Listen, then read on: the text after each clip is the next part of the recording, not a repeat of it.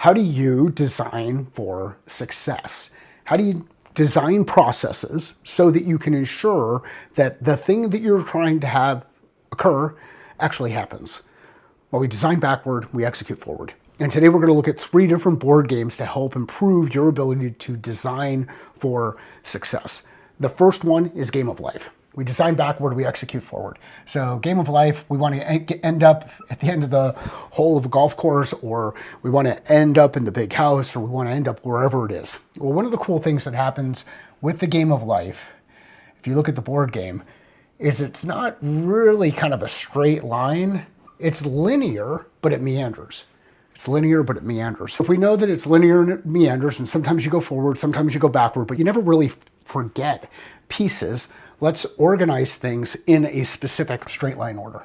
If this is Z, let's make this Y, X, X, Y, Z, right? And then over here, all the way on this side, let's do our ABC, A, B, C. We know what our 3 points are on the front end and on the back end. And if we just lay out each of these individual waypoints throughout, now we've got a destination, a thing that we're working toward. This is applying Game of Life thinking to a linear process, meaning you have to go through each of those steps. You can't skip steps.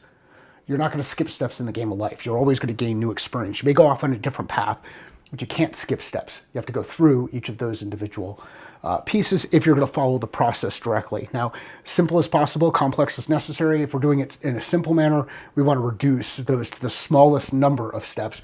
If we can get from A to Z in a single step, let's do it. Really, then it's A to B, but A, B, C, D, E, F, G, all the way through. If we ever get stuck at any point in time in one of these pieces, let's start to break these down into smaller steps. So that step between A and B might be A1, A2, A3, then B, okay? That's how we'll work through in this linear progression. If at any point you stop in that kind of process, you really have to go right to the beginning. You have to go back and start all over again. When I think about this, I think about customer journey, and we design for customer success. We design for onboarding. We design for the success of an implementation. I like to use Game of Life thinking. Okay, second type of process.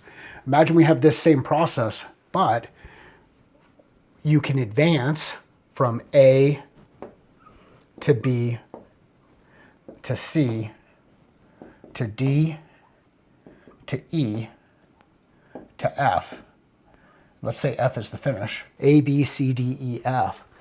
But in this one, kind of like Chutes and Ladders, you can advance a couple of steps. Ideally, you go A, B, C, D, E, F, but you might skip a step. What ends up happening is sometimes you skip that step, move on to the next, and you slide all the way back to the beginning. It's kind of like Chutes and Ladders. Again, we can ride up the ladder, take on some additional risk, calculated risk, and slide backward. In this type of process, it's a looping process. When you loop in the process, you still have to go back through and then make it through each of those individual steps. So Chutes and Ladders is a looping process. Looping. You might have multiple loops throughout that process. Use this for forecasting. This is a sales process for forecasting. On the other side, we've got Game of Life. That's more linear, but it meanders. You're picking up new things on the way. You never really go back to the beginning unless you lose the game completely. You have to start over again.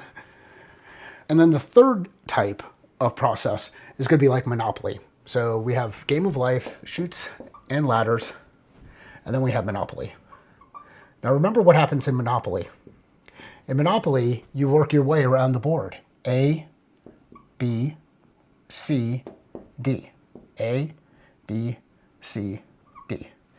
A, B, C, D, A, B, C, D, A, B, C, D. Wash, rinse, repeat. This is like sales rep approach. And think about any process that you do. Maybe your day looks like Groundhog's Day, and you're constantly going through this A, B, C, D loop. Kind of like the old time to make the donuts, the old Dunkin' Donuts commercial, and the guy runs into himself and he's already made the donuts. We know every one of these things repeats all the way through. We go from A to B to C to D. A to B to C to D. We just repeat that 4-step process over and over and over again. And every time we repeat the process, we get closer to our objective. We get closer to our objective. In a sales rep approach, we don't know how many times we have to go around that, but we know that in that one, for me, we identify, we engage, we establish objectives, we clarify next steps, we call to action. And for me, that call to action takes us into a new loop. So we identify, we engage, we establish objectives, clarify next steps, call to action, we re-engage, we establish objectives, next steps, call to action, and just keep going. I call this a closed loop process, but the reality is it looks more like a spiral. Another famous loop like this to help accelerate decision making is John Boyd's OODA loop: observe, orient, decide, act. Identify, engage, establish objectives, clarify next steps, call to action. Just keep working through it. So we've got a couple of different board games that we can look at. And the key thing when you're going through this design for execution process is ask yourself, what's the specific job to be done of the process? What's the job to be done of the thing that we're applying here? Is the job to be done to understand how things are moving from a customer decision-making process and be able to align with it? Is the job to be done to have a wash, rinse, repeat every day kind of approach to the way that we go about our work process? This short looping or closed loop type process might be it. And then if it's one of those things where things can go back and forth, you're constantly learning new things, you're trying to figure out that at each stage whether or not we're increasing our probability of sale, then maybe Chutes and Ladders, this type of process might work best for you. In any one of these, we're still designing backward, figuring out what this step is just before we get to the end, working our way backward. And then we're executing forward. We're designing backward and executing forward. When you take this approach, linear, looping, double looping, or closed loop type approach, or repeating the same specific loop, not where you can go back and forth in between steps. When you're going through this kind of process, you could start to identify, hey, if we want to achieve the objective that we're looking for, which of these processes do we want to apply? What's the experience that people are going to go through? The reason why I like to use Game of Life for customer experience is the customer never really loses any of their experience unless somebody leaves, and then maybe their decision-making process has to go back to the beginning. Now, from a functional perspective, the sales process has to go backward because we're using it to determine, based on gate, probability of sale, which helps us with forecasting. And this wash, rinse, repeat, closed loop type approach, that's just so that everybody knows, hey, day by day, this is how I go about my business. You follow these processes, you will improve your likelihood of success, because that's what processes do.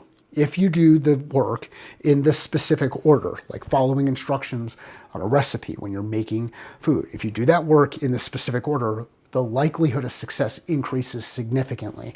If you start skipping steps or you make it up on your own, yeah, you might get creative, but you increase your risk. You can design for success, and you can help your team design for better execution by taking a break, stepping backward, putting up on the whiteboard, and identifying what good looks like, and then working that through the process. If you'd like to do a guided whiteboard session with me, this is one of the ones I do with teams where we design for a specific experience.